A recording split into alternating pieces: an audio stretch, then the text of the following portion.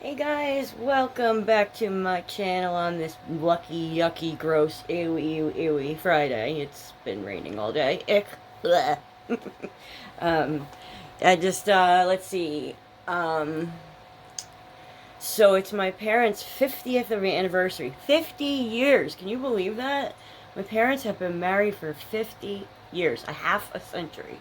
That's freaking mind-blowing to me. I'm so happy for them because, most marriages do not last like theirs has, and they are still so cute together. I digress. I had a job interview today over Zoom, so that's why I'm all looking like this. And I thought, well, since I'm all dressed and I have makeup on and everything, and I've been on kind of a roll with videos, I might as well do one. Oh, yay! Um, and there's one that I've actually been thinking about a lot lately because of the the, the Danny Masterson stuff that happened. And no, I am not going to report on him because he's a pathetic loser. But through that case, there's been some information that's come out that's been extremely upsetting about Ashton Kutcher. And it all goes back to a murder that happened quite a few years ago, like back right when the '70s show was starting to you know, get really big. So yeah, this is going to be the story of the Hollywood Ripper. Let's do it.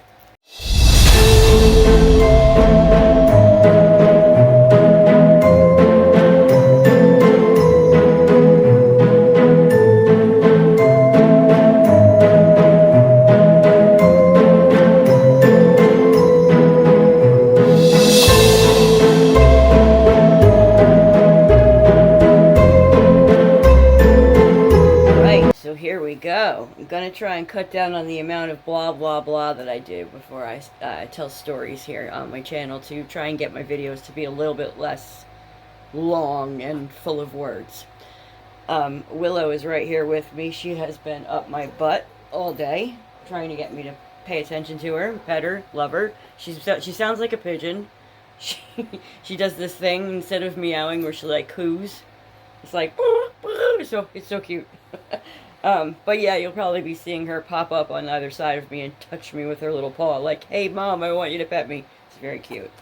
So anyway, the man's name is Michael Gargiulo, and he is from, Illinois. Let's see, I want to start with his early life. In 1976, he was born and grew up in Glenview, Illinois. It's a little suburb northwest of Chicago. I'm like tongue-tied today. You hear me? I can't get any words. The words are not coming out right.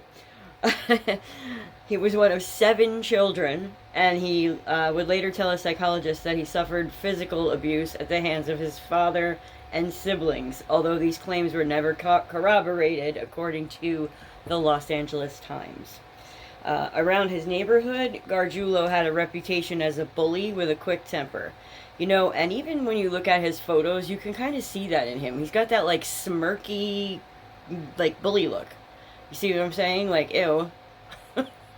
Yeah. Ooh. He just looks creepy. Like, he looks like the type I would, like, if he was walking down the street and I was walking, like, the other way, I would cross the street to not have to be that close to him. Like, ew. See what I mean about Willow? What are you doing? Huh? Want to have a cameo? Yeah, come here and show yourself. Come here. There you go. Let me say hi. Say hi. Oh, what are you doing? You're being weird. Oh, sorry, guys. So anyway, let's see. A former friend of his named Scott Olson said he did an interview with Chicago Magazine, and he said that to watch him in action was something else. He would go from normal to crazy in like a second. The switch would flip and he would just become almost inhuman. Yeah. What are you doing? Would you please, like, just move over a little bit so that they can see you? It doesn't look like I'm talking to myself. Come here. Say hi. Hi, here I am. Here I am, being my pain in my mommy's butt. A big old pain in my mommy's butt. Oh, you know what I forgot to show you guys? I've got today, because Halloween, right? I have, like, I bought all of these Halloween earrings last year, and I bought them close to the end of the month, so I didn't really get to wear them. So, yeah, they were like, I think I got 6 pair, right? And today we've got bloody scissors. I figure we're talking about stabbings. No, that's gross. I'm just kidding. But yeah, and then this is a cross that goes through my ear. It has like a chain that goes, it's pretty cool. And then on this side, I'm wearing a black cat. Yeah, because this is not a set. It's just one by itself. And so, you know, you need to put something in the other ear. And I actually lost the other black cat, so it's perfect. Anyway, back to the story. In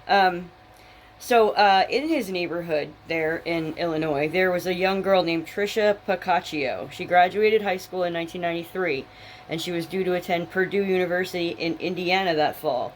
But on the night of Friday, August 13th, she met up with friends for a dinner and scavenger hunt. Those are fun.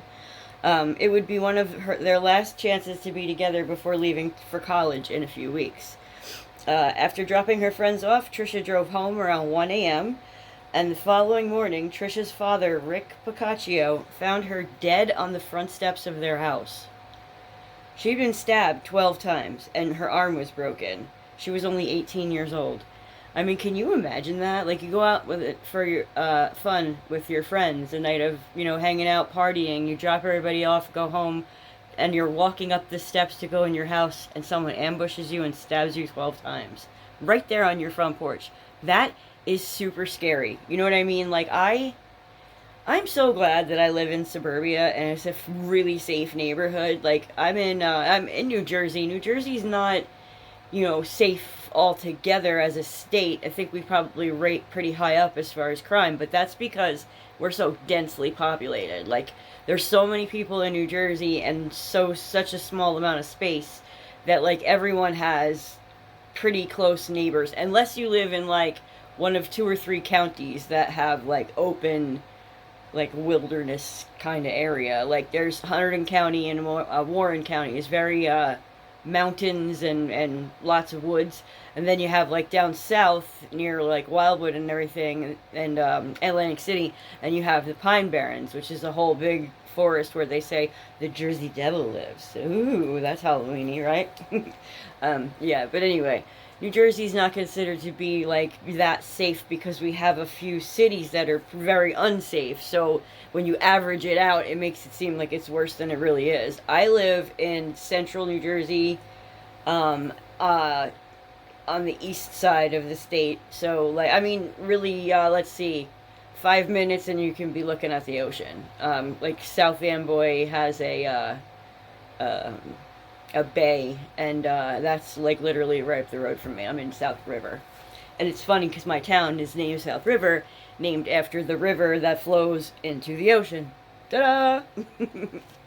But anyway, yeah, I live in a really safe neighborhood, and my father has cameras all over the house, so I feel very safe. And yes, I do live with my parents, and yes, I am in my 40s, and yes, it is extremely embarrassing, but I had some shit happen, so it is what it is. I'm looking for a job. I'll get out of here eventually, I promise. And here I go, blah, blah, blah about myself. See, I'm trying to stop doing that. What I should really do is just sit down and do one video and, like, explain everything about my life so this doesn't happen, but I don't know. You see, the thing is with these cases, the way that I become so into them is I think about myself in those situations. I put myself into the story. Do you know what I mean? So anyway, let's talk about Trisha.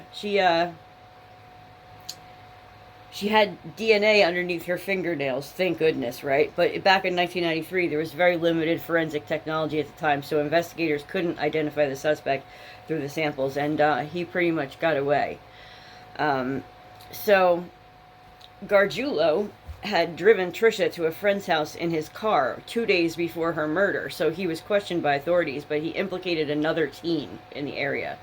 So no charges were ever filed against him, and the case was handed over to the cold case squad. A woman later claimed that she was raped by Gargiulo in 1995. The woman whose identity is protected was 17 at the time, and she said that she and Gargiulo had recently ended a romantic relationship. She claimed that during a social visit, he handcuffed her, removed her pants, and sexually assaulted her. There's a real gentleman. Ugh. I don't understand. The thing is, like, there's, like, I'm sure the majority of people that do this shit, there's something wrong with their brain. Because, like, a typical man would not be able to enjoy sexually a woman in pain. You know what I mean? I have never been with a man in my life that doesn't ask me 50 times, "Are you okay? Are you okay?" I don't know, maybe I just have been with very sweet and kind partners, but I mean, every one of them has always been so thoughtful and sweet and stuff. And hold on one second. Hey! Knock it off. She has a scratching post, but instead she scratches my bookcase. I don't know why. It's right next to it. It's old, and I don't really care about it, but what I do care about is she's going to get a splinter in her little pads, and that's going to be a nightmare. Yeah, because she doesn't even let me clip them. She's like, forget it. I know. Oh, now you do a cameo. See, oh, now everybody can see you, floofy butt. I'm not going to reach around and pet you. I'm doing something, alright? Yeah. Okay, so, yeah, like I was saying, I don't understand how there's men out there that, like, enjoy that. Like, what is the pleasure in hurting somebody? How does that even relate to having sex? Having sex is, like, a loving thing. Well, I'm not for everybody, so I don't know. I don't know. I just wanted to say that I don't understand it. So the lady that was raped said that she said, "I was terrified. I didn't even want to move. I was petrified." She testified in 2019, I guess when he finally went to trial.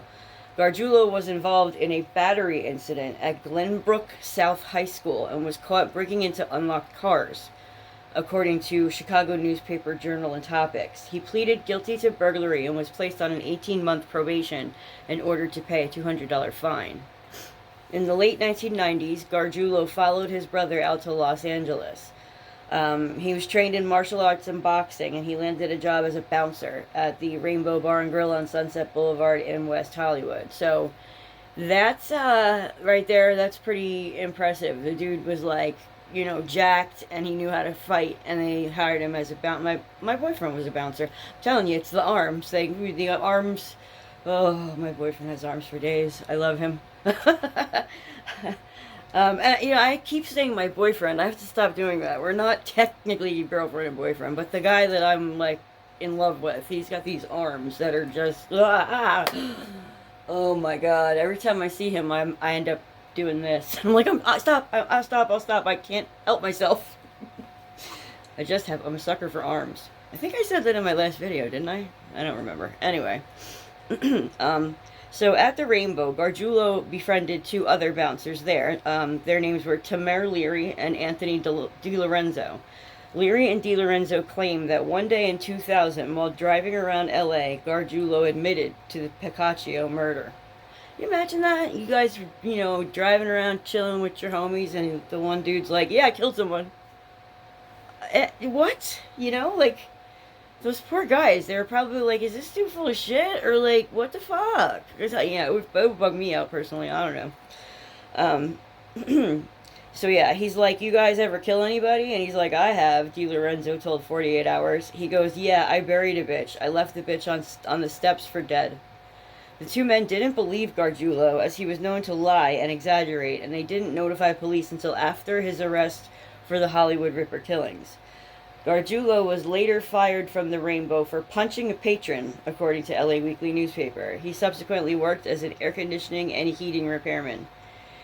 So let me think about that for a second. Let me break that down. He was a bouncer, and he punched someone in the face. Like, that's not how you bounce. You can throw them out, but you don't.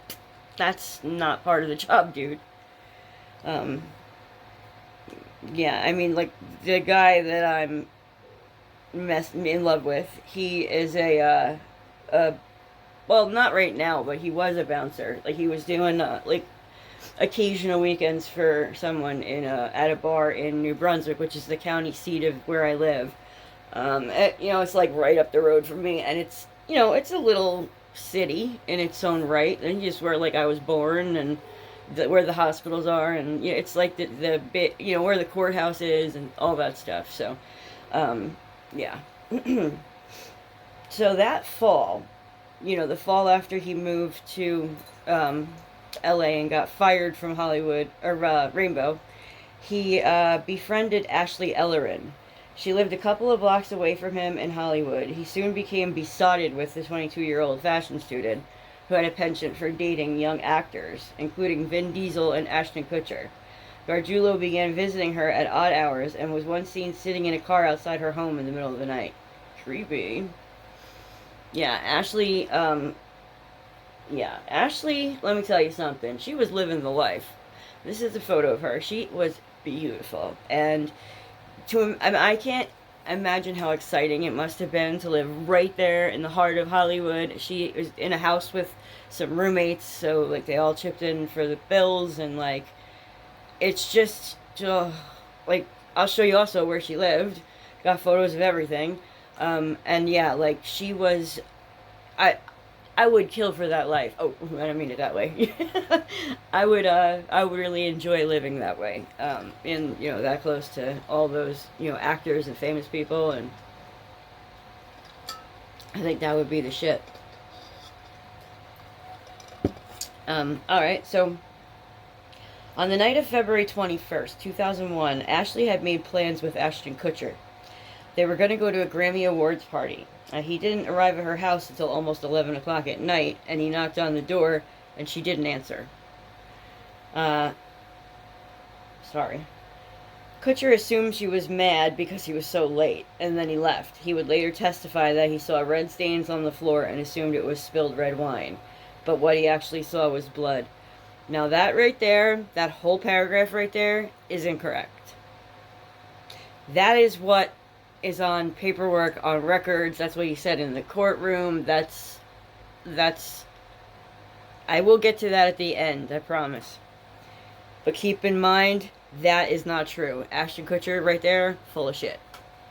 The following morning, one of Ellerin's roommates returned home and found Ashley on a landing outside her bedroom in a massive pool of blood.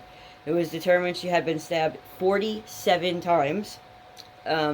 Some of the wounds were up to 6 inches deep, and one blow nearly severed her head. Yeah, and, yeah. It's fucked up, right? And I feel bad for the roommate that had to find that.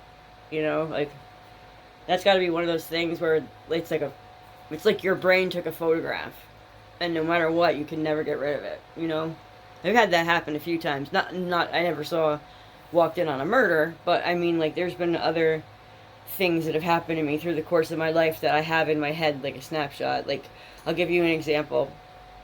From 1996 until 2008, 2009, something like that, I dated this guy named John, and it was 11 years that I was with him. He was the longest relationship I ever had, and mostly because I should have left so many times over, and I didn't. That relationship should have ended so many times, and I kept on being a sucker and going back. So yeah, they say it takes domestic abuse victims 8 tries before they actually go. I would say that sounds about right, because I wanted to leave. I did. He would threaten me, and I didn't have anything. We had been together so long that everything was in his name and his mother's name, because his mother had all this money and we were poor, so she was always helping out with things. Like, she paid car insurance, and she homeowners associations and stuff like that, and it just made more sense to have everything in his name because it was his mother. But that really bit me in the ass when I wanted to leave, because I had nothing. Legally, I had nothing. My car was in her name.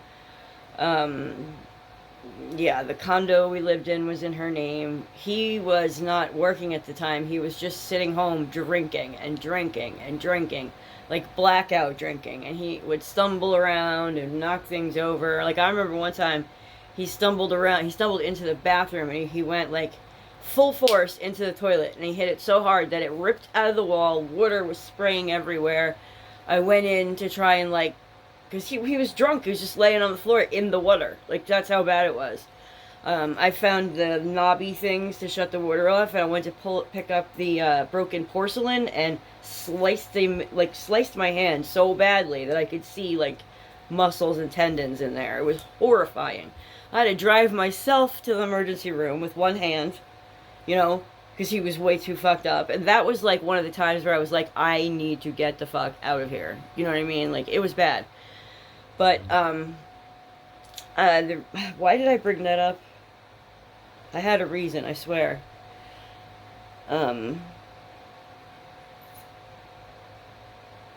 Shit, that's funny. I told that big story and now I don't remember why.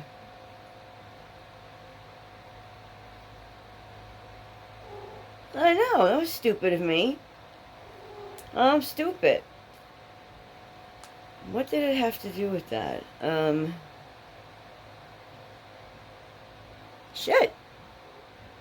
Wonder if I can cut that out of the video, because, like, that was, I guess, pointless. I can't remember why I was talking about it.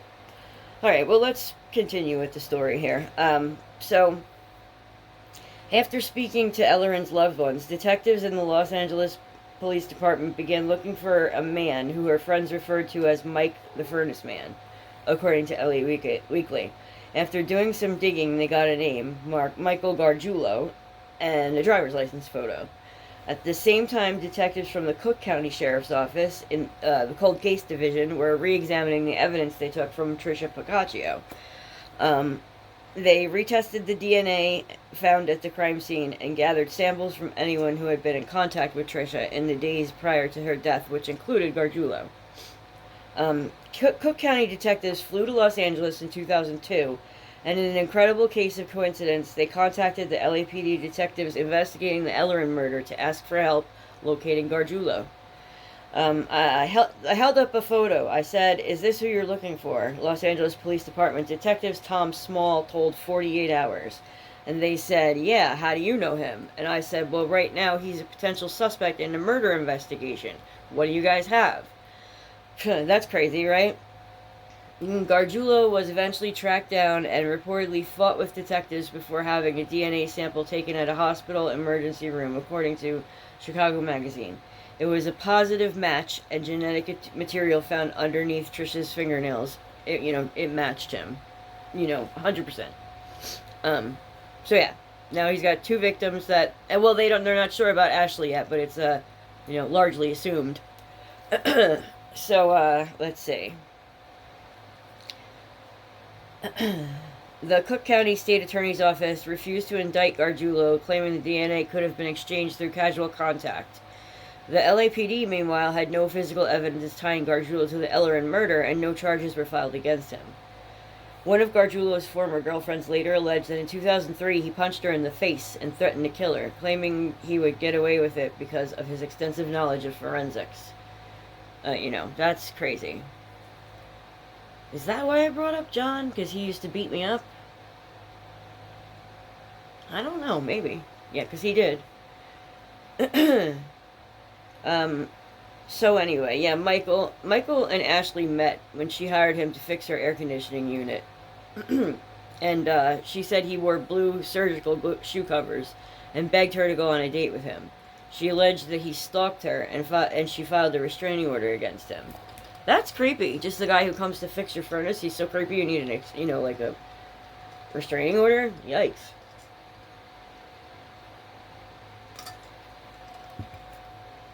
Sorry. Again, when I'm talking, I get such a dry mouth. In 2005, Gargiulo was living with another woman in El Monte, a suburb east of Los Angeles. Across the courtyard of their apartment complex lived Maria Bruno. Maria Bruno, a 32-year-old mother of four, beautiful girl. Photo. Yeah, I mean, look at that smile. She was absolutely gorgeous. So anyway, 10 days after Bruno moved into the complex in the early morning hours of December 1st, 2005, Gargiulo snuck into her home through the kitchen window and murdered her. When she was found the following morning, her throat was slashed along with numerous other stab wounds. Her breasts had been removed, with one of them placed over her mouth. Like, ew, what the fuck? You creepy, creepy creep. Ew. The only clue found at the crime scene was a blue surgical shoe cover, which contained a drop of Bruno's blood. And it was discovered outside her apartment, recorded Chicago Magazine. So he was putting those surgical shoe booty things over so he wouldn't leave any shoe prints. I'm sure that's what he was thinking. I don't know that, but in my true crime brain, that's what I think he would use those for. So anyway, yeah, Gargiulo soon moved on to another woman, and the couple lived together in Santa Monica. Across the alley from their second-story apartment lived Michelle Murphy, a petite 27-year-old. It was later determined that Gargiulo had a direct line of sight into Murphy's bedroom. So he would stand there in his apartment, look out the window into her apartment, and watch her. Creepy, creepy motherfucker. I mean, ew, gross.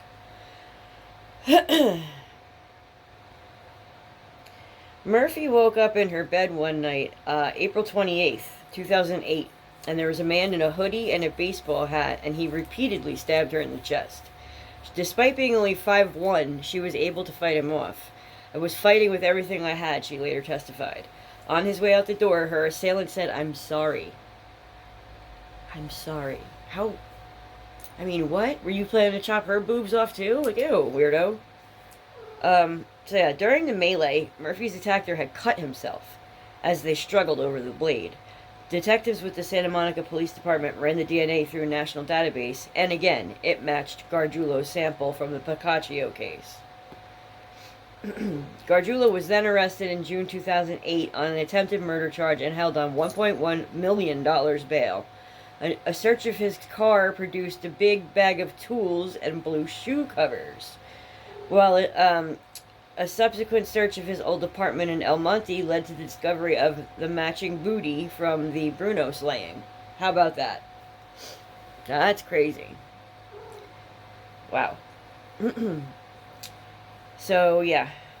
DNA from Gargiulo again came back with a match to the genetic material found on the booty.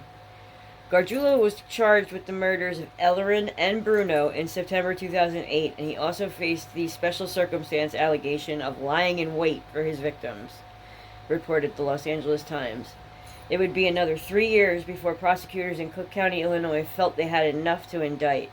Finally, in July 2011, Michael Gargiulo was charged with the 1993 murder of Tricia Piccaccio. Gargiulo's California trial got underway in May 2019, with prosecutors labeling him a serial sexual thrill killer who got off sadistically on murdering beautiful women, according to Los Angeles Times. Among the hundreds of witnesses called was Ashton Kutcher. He recounted his ill-fated date with Ellerin in 2001. Additionally, Murphy was able to testify, telling jurors that she's still afraid to sleep on her own. Initially, in the days, weeks, and months after it happened, I barely even slept, Murphy described. I feared the nighttime and going to bed. I don't blame her. Can you imagine? Ugh, that would be like major PTSD. Gargiulo's defense team argued his innocence in the murders and claimed he had no recollection of attacking Murphy due to mental illness. So yeah, that was his, he tried to plead insanity. He tried to say he didn't remember doing it because it was like, his brain would black out or some shit. So,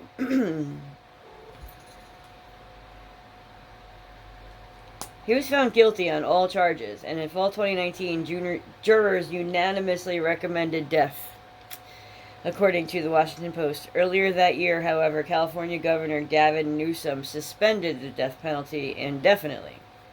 A Superior Court judge set a formal sentencing date for February 28th, 2020, but it has since been delayed after a defense motion was filed seeking a new trial.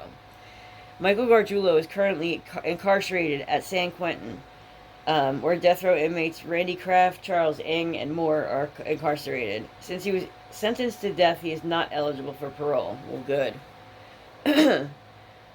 Gargiulo's extradition to Illinois to go on trial for the murder of Piccaccio has yet to be discovered, or scheduled. Stop doing that. Come on. You're doing it again with scratching my bookcase. So, there's the story of the Hollywood Ripper. Now, what I want to talk about is Ashton Kutcher, because you remember I told you that paragraph is bullshit? Well, that's actually come out, and I found out about that because of the Danny Masterson bullshit. Excuse me. While the trial was going on, and he made all those, he told that story about, the red wine and blah blah blah, and that's actually completely not true. The truth of the matter is, that night Ashton went to her door. He knocked on the door. She didn't answer. He let himself in because the door was unlocked.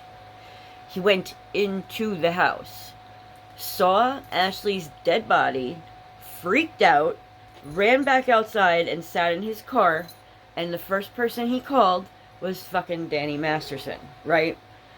And at the time, Danny was in a full-on, relationship. He was living with this woman named Chrissy Bixler. Chrissy Bixler is one of the women that he was charged for raping Danny, okay?